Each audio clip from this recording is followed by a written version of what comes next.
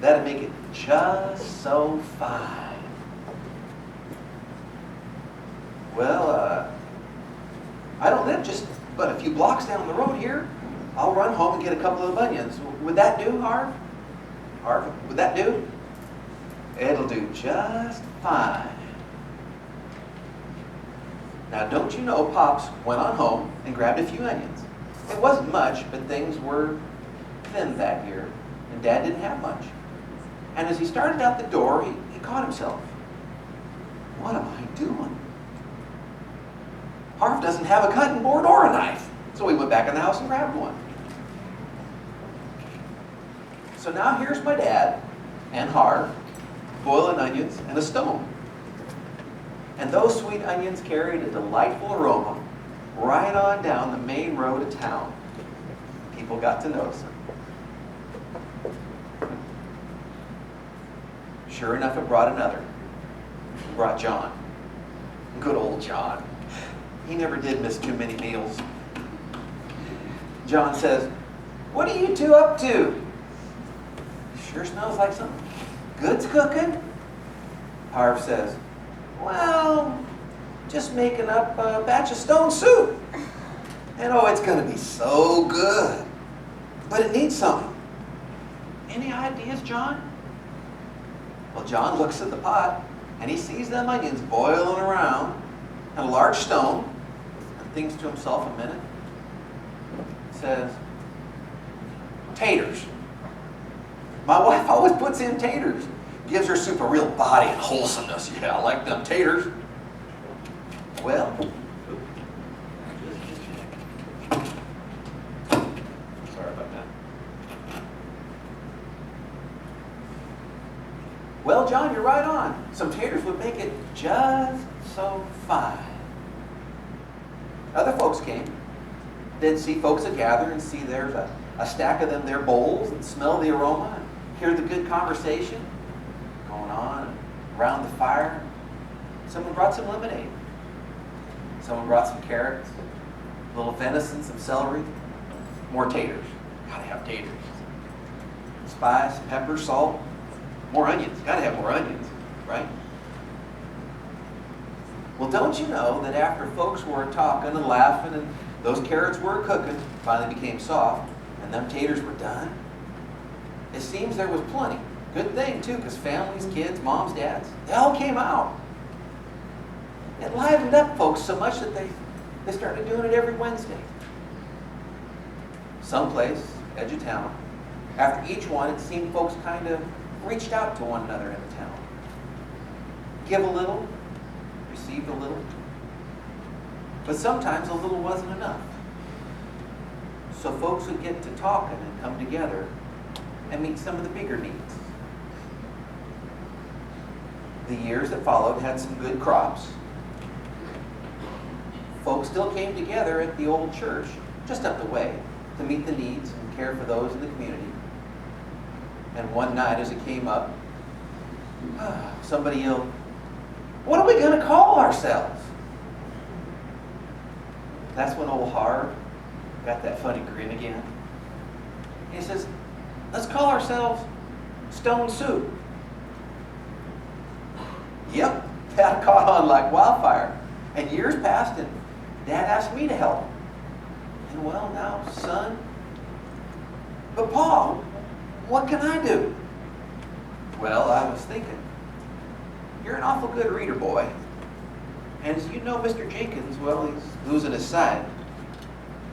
And I know he has a longing and a love for reading that newspaper. Yeah, Dad, I could do that. I could. That would be just so fine. Now you're catching on, son. Now you're catching on.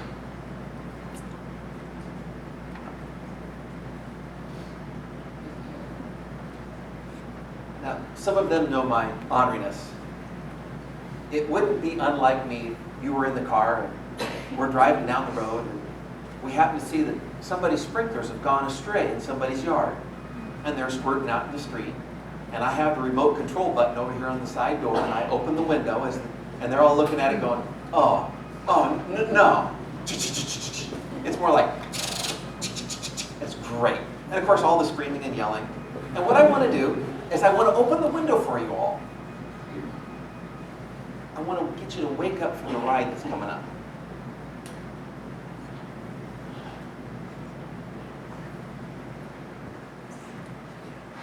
In the story, what do the vegetables represent? Joseph, what do the vegetables represent? Food? Rusty, what do the vegetables represent? People? Sharon, what do the vegetables represent? What we can give. Josh? Our gifts? Laura? He always takes the good one. You're with them. Joseph, what are the vegetables? Just food. You were right the first time. And you were right. Because it's a multifaceted story. How long have you guys been together? What would you say, Rusty?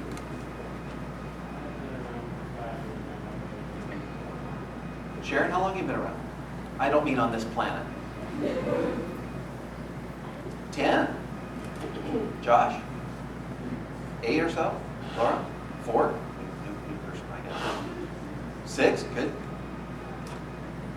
6? So you've got to know each other a little bit. Right? So in this story, what does stone soup represent? Community. Coming together. They had a history together. Reaching out to some around them. Helping out. Laughing with them. Caring for them. Showing them point blank what they ought to know. Right?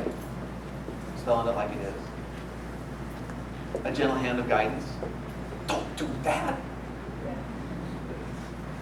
Or spelling it out. Or just a heart to listen. And that's what community is, where we come together for those things. Don't miss out. Community doesn't die. That's what the church is. That's what you are. But this is where the word deliberate comes in. What does the word deliberate mean? Rusty? On purpose? What's deliberate mean? Sharon? To mean to. Okay, I'll say it the way you did. To mean to. Josh? Intentional. He always takes the good one. Intentional on purpose, yes. Deliberate. Deliberately, intentionally, with a motive. Same. Ditto. If you're not deliberate in the times coming up, your community will fall apart. I'll tell you a story. The guy's 45 years old, and his younger sister's life has fallen apart.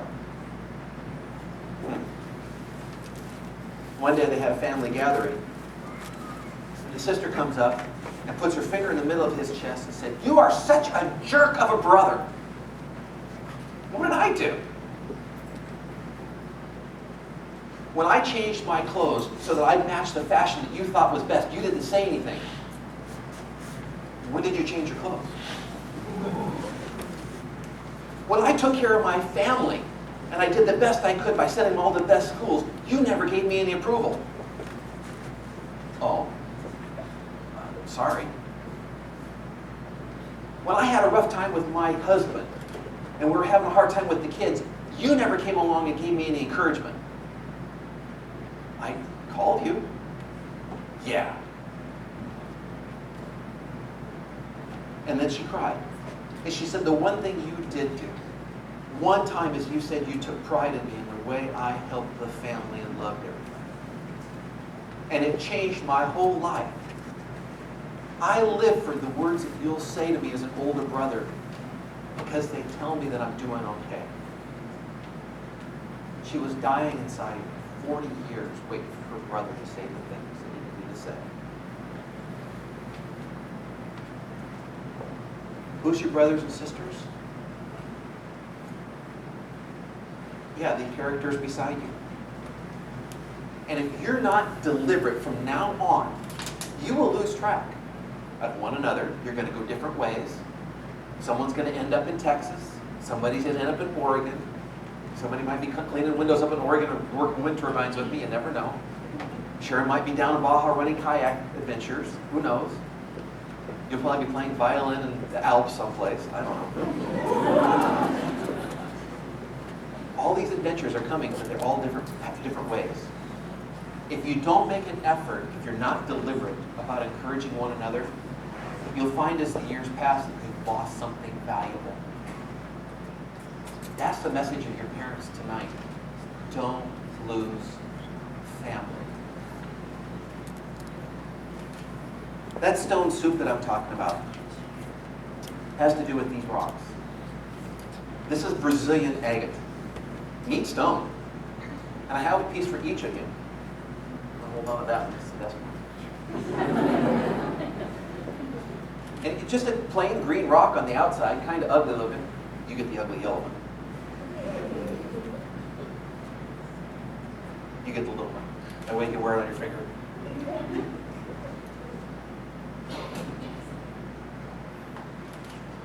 Don't turn it over yet. On the outside, it's a plain old ugly stone. And down in Brazil, you wouldn't think much of it. But as you pick it up and you break it open, you find the facets inside. This is Brazilian agate. It's beautiful inside. And it's as faceted as each one of you. This is in the pot of boiling water. Each one of you make up the community. Each one of you has a responsibility for what you're called to do. There's a Bible verse about that. Doing the things you're called to do.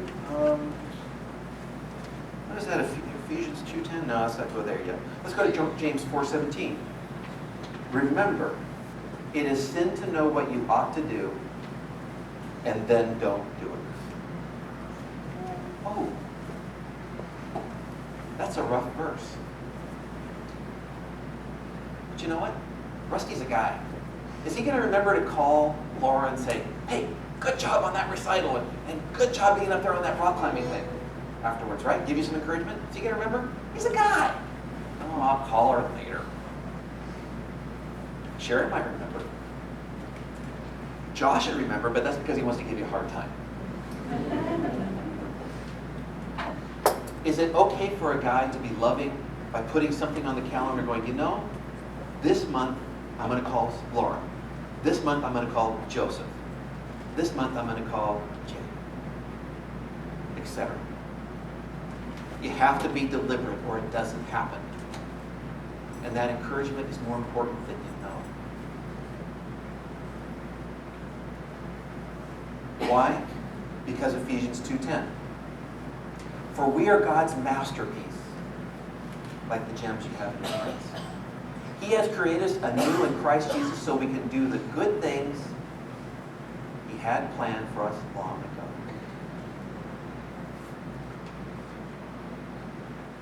Problems. We miss out on some of those things that He planned for us to do because the encouragement didn't come. Because our mind was set on something in the world. Rusty, if you get into the world instead of focusing on God, Josh will call you. He's bigger than you. He'll pick on you. Laura, if you got into the world, you know Sharon will go after you. Joseph, if you got into the world, they'd all go after you. Just because they like picking on you. Don't you see when I talk about tormenting in love, it's a gift of the Spirit? You gotta be after each other. So that's your call now. Look at the stones in your hands, the facets that are there. You are the stone soup. Be deliberate. Make it community. Keep growing. Don't stop doing good. Carry out what you were supposed to do. Keep loving one another. And you'll be just fine.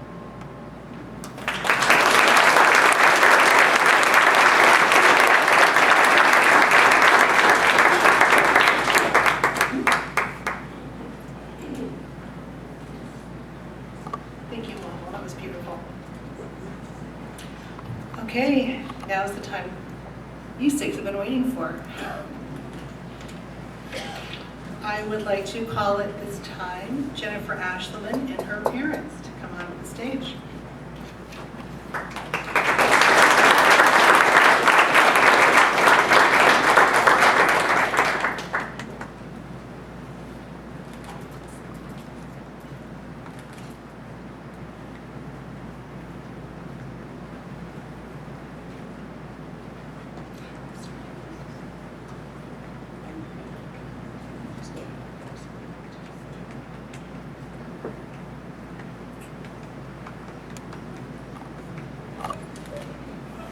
Jennifer,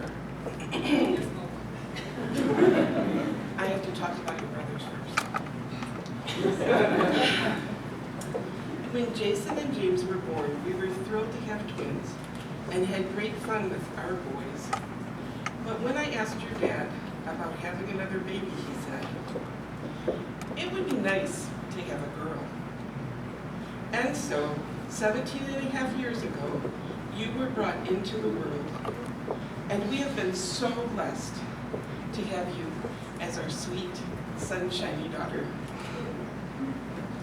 You have brought a different dimension to our lives. The boys were loud and boisterous and demanding as little ones. You were content to look at your picture books. And after you learned to read, you were always ready to go to the library and pick out 10 or 20 books for the week. You have grown into a lovely young lady who loves God with all your heart and who desires to serve Him above all else. And we are blessed as your parents. We are blessed as your parents because you have chosen to be a friend to anyone you found at ICAP or Riverbend who looked out of place or lonely. We are blessed as your parents because you have decided that your dad's Sunday school class is the place you want to be on Sunday mornings, and your presence there has been felt. We are blessed as your parents because you chose to be the best student you could be in all of your classes. You have been such a joy to teach. We are blessed as your parents because you have decided to share with us the doings of each day and your hopes and dreams for your future. Most of all, we are blessed as your parents because you are a gift from God. He knew we needed you to bring joy and sunshine and sweetness to our family, and we thank Him for you each and every day. Congratulations, sweet daughter. We love you.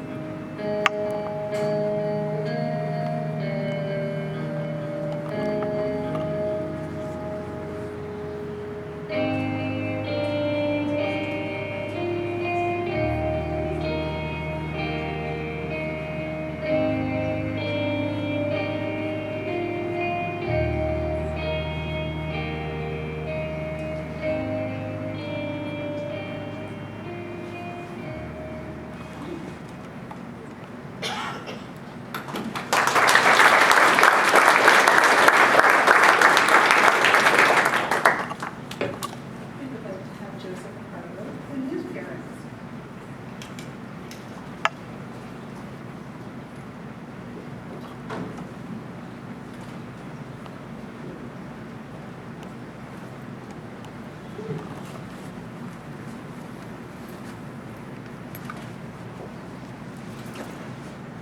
a lot easier than other people. Joseph, as you know, your dad and I named you after Joseph in the Old Testament. A man of integrity, compassion, wisdom, kindness, strength, and steadfast faith. When you were born, I had already been homeschooling your siblings for 3 years, and we naturally included you in our daily routines and learning. I distinctly remember one day when you were 3, it became apparent just how much you were listening when I was teaching your sister Allison. You and I were walking outside our home, and I pointed to a snail on the sidewalk. Your reaction surprised me because you showed concern. And when I asked you why, you said, because snails eat your mussels. Ah, I had been reading about sea snails and how they eat mussels in the ocean. When you were 5, your brother Daniel was a freshman in high school and was attending a homeschool biology class. The teacher, to his credit, allowed you to attend class and observe the dissections once he saw your enthusiasm and serious desire to learn. You were enthralled by the crayfish, the frog, and much to my stomach's chagrin, the cow's eye. You even labeled the diagrams and handouts and turned them in for a grade. I have wonderful memories of teaching you a variety of subjects, from preschool through high school. I remember the moment when telling time finally made sense to you, and you exclaimed, "I get it!" with delight of true victory. I had the joy of teaching you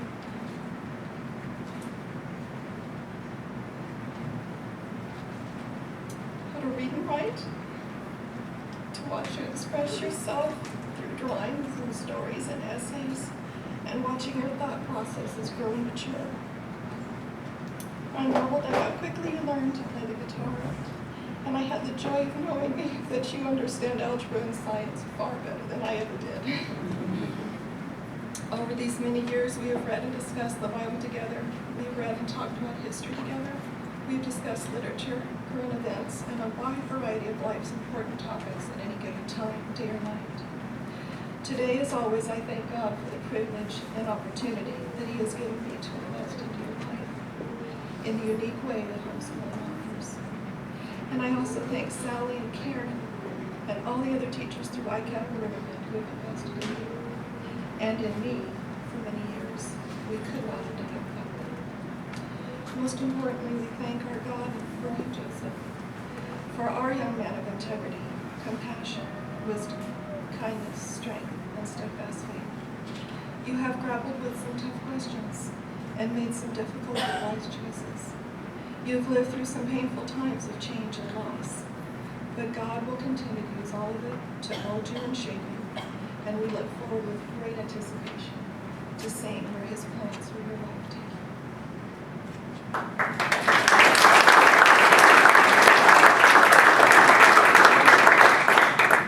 Joseph, Colossians 1, verses 9 to 10 express our thoughts and prayers for you. For this reason also, we have not ceased to pray for you and to ask that you may be filled with the knowledge of His will and all spiritual wisdom and understanding, so that you will walk in a manner worthy of the Lord, to please Him in all respects, bearing fruit in every good work and increasing the knowledge of God. With that, we confer upon you this high school diploma. You've worked very hard, you've done well, and we're very proud of you. Congratulations.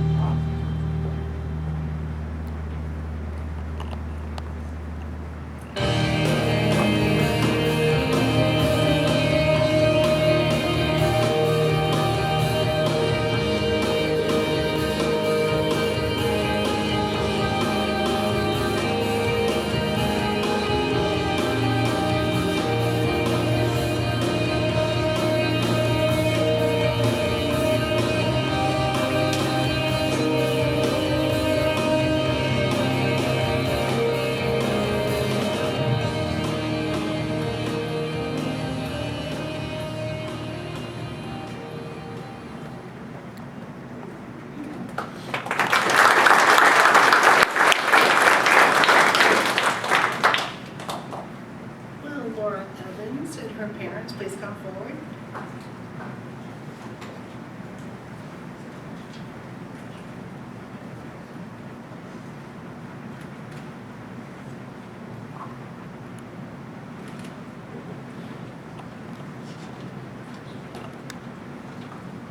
Hi, honey. I actually titled mine, and you'll understand why. It's called God is My Rope. The first time we went to Joshua Tree for rock climbing, I watched nervously and worried about you all day long. I couldn't believe how strong you were, and how high you were, and how fearless you were. I was so worried that you would fall, and I felt so helpless to control the situation.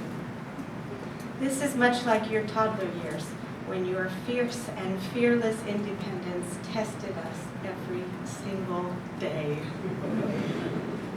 The next time we met, you climbed up very high and you jumped out off the rocks and hung upside down. And I wasn't so nervous about it this time. In fact, I thought it looked pretty fun. I had begun to trust you and the ropes a little more, and I was actually glad that you were exhibiting some new confidence and making new friends. This is much like your elementary school years, when we began to see your fun-loving personality and your developing love and loyalty for your friends. You began to trust God more. On the next trip, I climbed for the first time, and you cheered me on from the bottom of the rocks. Remember when I was only halfway up and quite satisfied to stop there? Then I heard your voice from below. "You can do it, Mommy!" And that's all I needed. Up I went the rest of the way and I made it to the top. This is very much like your early teenage years, when you really began to understand that there's a world out there that needs encouragement and salvation. You went on your first mission trip to Mongolia, and it changed your heart and your perspective on things forever. Next trip to Joshua Tree, you were asked, under the high honor, to join the team of belayers, and you learned how to use equipment to help others climb. I watched as you held in your hands the rope that keeps the climbers from falling. I noticed the seriousness with which you took on this duty and how it changed you inside after having the responsibility for other people in this way. This is much like your high school years, when you really began applying the things that you were learning from Dr. Grant and your classical education to your own life and the lives of those around you. This is when you became a true patriot. And then, on our latest trip a few weeks ago, I climbed again. Only, this time you climbed beside me as an ascender. You were there to encourage and assist me should I need it, and boy did I need it. You seemed to know instinctively the right things to say and the right help to offer so that I could accomplish something that I really didn't think I could do. And this is where you are now, Laura. God will give you the right things to say. He'll give you the right help to offer. And you will enable others to see that with God's help, they can do things that they never thought possible. You are a young woman who is truly ready to be used by God in mighty ways, Laura. It's time. You have worked hard, yes, even pre-calculus, and we are proud of you. Something tells me the ropes are going to get higher, but they're also going to get stronger. Congratulations, sweetheart. Climb on.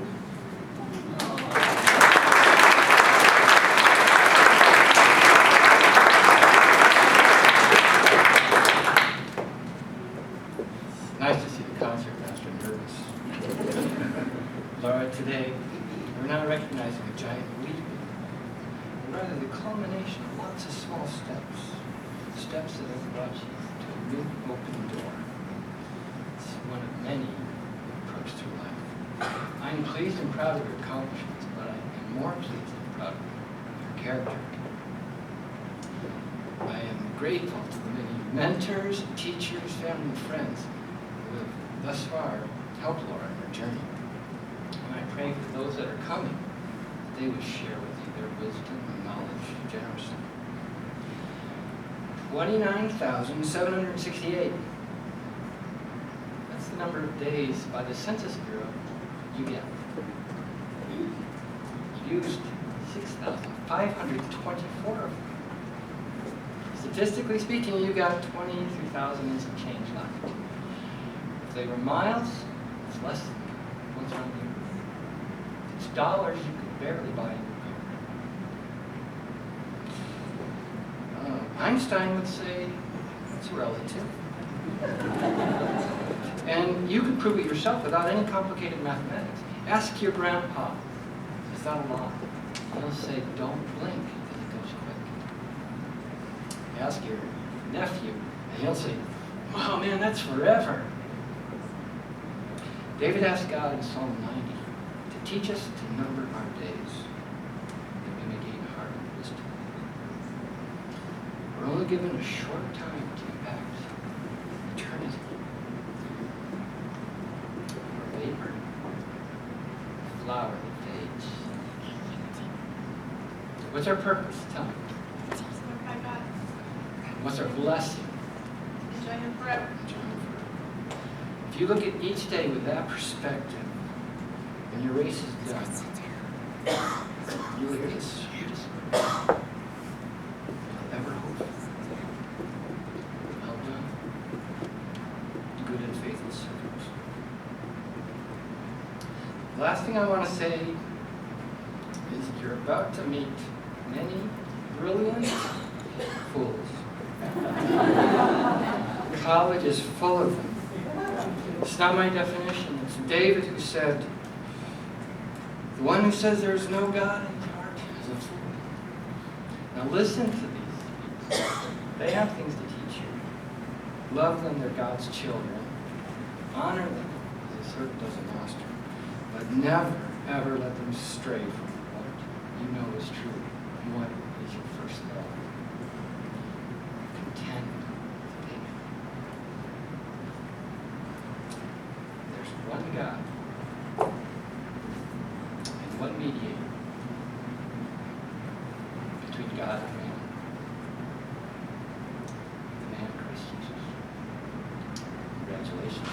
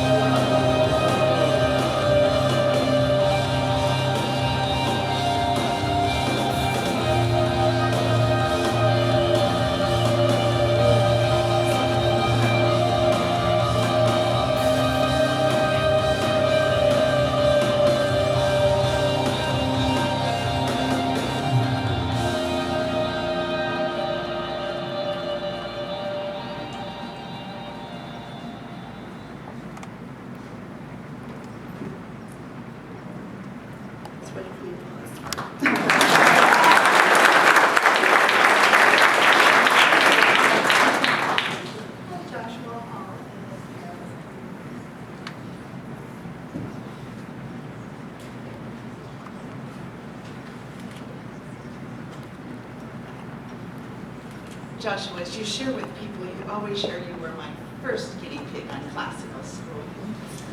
But last year when we studied Hamlet, you really enjoyed Hamlet. To be or not to be? What really is the question here, Mom? Wait a minute. What does it mean to be, and what's not to be here? Well, we had to decide whether it was living or dying, or if the verse of the Shakespeare meant action versus endurance. Hebrews 12:1 says, we are to run a race of living with endurance, patience, persistence, looking unto Jesus, the author and finisher of our faith.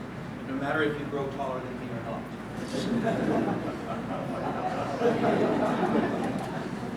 I'm never going to live that.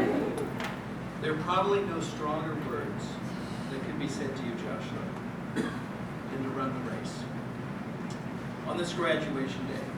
But we want to encourage you to run the race that the Lord has put before you in doing your best during the difficult